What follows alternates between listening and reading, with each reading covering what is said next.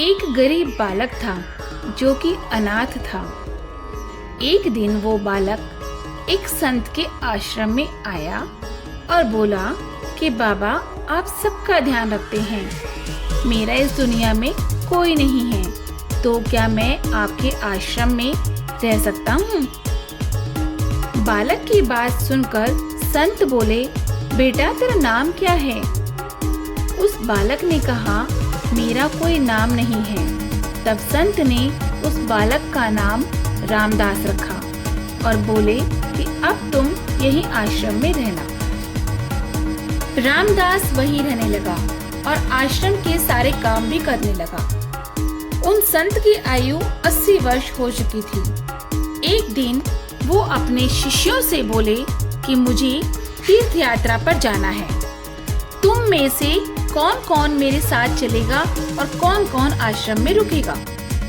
संत की बात सुनकर सारे शिष्य बोले कि हम आपके साथ चलेंगे, क्योंकि उनको पता था कि यहाँ आश्रम में रुकेंगे तो सारा काम करना पड़ेगा। इसलिए सभी बोले कि हम तो आपके साथ तीर्थ यात्रा पर चलेंगे। अब संत सोच में पड़ गए कि किसे साथ ले जाएं और किसे नहीं लेकर जाएं, क्योंकि आश्रम पर किसी का रुकना भी जरूरी था। बालक रामदास संत के पास आया और बोला, बाबा अगर आपको ठीक लगे तो मैं यही आश्रम पर रुक जाता हूँ। संत ने कहा, ठीक है, तो पर तुझे काम करना पड़ेगा। आश्रम की साफ सफाई में भले ही कमी रह जाए, पर ठाकुर जी की सेवा में कोई कमी मत रखना।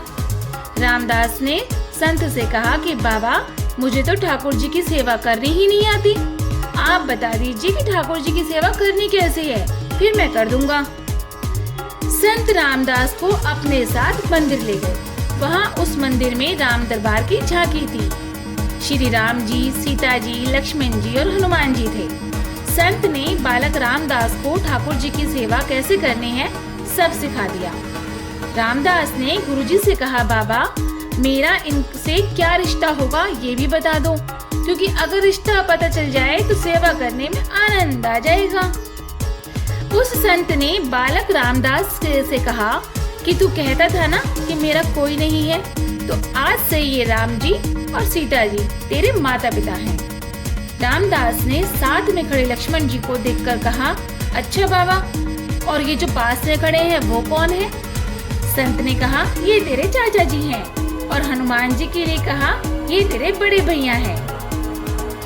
रामदास अब समझ गया और फिर उनकी सेवा करने लगा। संत शिष्यों के साथ यात्रा पर चले गए। आज सेवा का पहला दिन था। रामदास ने सुबह उठकर स्नान किया और भिक्षा मांग कर लाया और फिर भोजन तैयार किया। फिर भगवान को भोग लगाने के लिए मंदिर आया। रामदास ने श्री राम, सीता, लक्ष्मण और हनुमान जी के आगे एक एक थाली रख दी और बोला, अब पहले आप खाओ फिर मैं खाऊंगा। रामदास को लगा कि सच में भगवान बैठकर खाएंगे, पर बहुत देर हो गई, रोटी तो वैसे की वैसी रखी थी। तब बालक रामदास ने सोचा कि नया नया रिश्ता बना है तो शर्मा रहे होंगे। रामदास ने पर्दा लगा दिया। बाद में पर्दा खोलकर देखा, तब भी खाना वैसे का वैसे ही पड़ा था।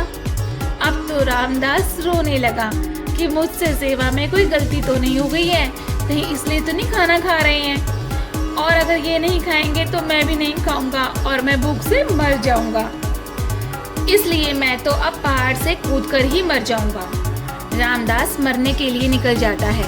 तब भगवान राम जी हनुमान जी को कहते हैं, हनुमान जी जाओ उस बालक को लेकर आओ और बालक से कहो कि हम खाना खाने के लिए तैयार हैं। हनुमान जी जाते हैं और रामदास जी को कूदने ही वाला था जैसे ही, वैसे ही हनुमान जी पीछे से पकड़ लेते हैं और बोलते हैं, क्या कर रहे हो?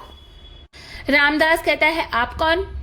हनुमान जी कहते हैं, मैं तेरा भैया हूँ, इतनी जल्दी भूल गए? रामदास कहता है, अब आए हो, इतनी देर से वहाँ बोल रहा था कि खाना खा लो, तब तो आए नहीं, आप क्यों आ गए? तब हनुमान जी बोले, पिताजी का आदेश है, अब हम साथ बैठकर खाना खाएंगे। फिर राम जी, सीता जी, लक्ष्मण जी, हनुमान जी साक्षात बैठकर भोजन करते हैं। इसी तरह रामदास रोज उनकी सेवा करता, रोज भोजन करता। सेवा करते करते 15 दिन हो गए। एक दिन रामदास ने सोचा कि कोई भी माँ बाप हो वो घर में काम तो करते ही हैं, पर मेरे माँ बाप तो कोई काम नहीं करते, सारा दिन खाते रहते हैं। मैं ऐसा नहीं चलने दूंगा। रामदास मंदिर जाता है और कहता है, पिताजी कुछ बात करनी है आपसे। राम जी कहते हैं, बोलो बेटा जी, क्या बात है। रामदास कहता है, अब से मैं अकेले काम नहीं करूंगा, आपको भी मेरे साथ काम करना पड़ेगा। आप तो बस सारा दिन खाते रहते हो और मैं काम करता रहता हूँ, अब ऐसा नहीं होगा। राम जी कहते हैं, तो बताओ बेटा, फिर हमें क्या काम करना है।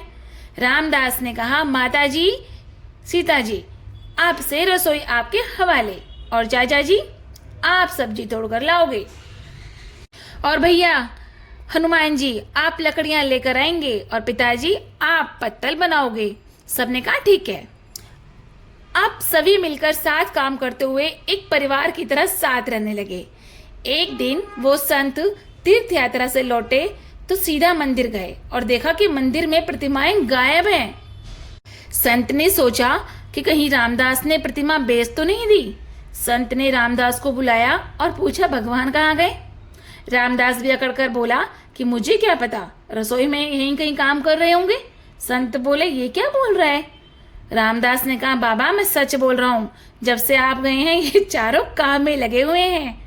वो संत भागकर रसोई में गए और सिर्फ एक झलक देखी कि सीता जी भोजन बना रही हैं, राम जी पत्तल बना रहे हैं, और फिर वो गायब हो गए और मंदिर में विराजमान हो गए। संत रामदास जी के पास गए और बोले, आज तुमने मुझे ठाकुर जी का दर्शन कराया, तू धन्य है। और संत ने रो रो कर रामदास के पैर पकड़ लिए।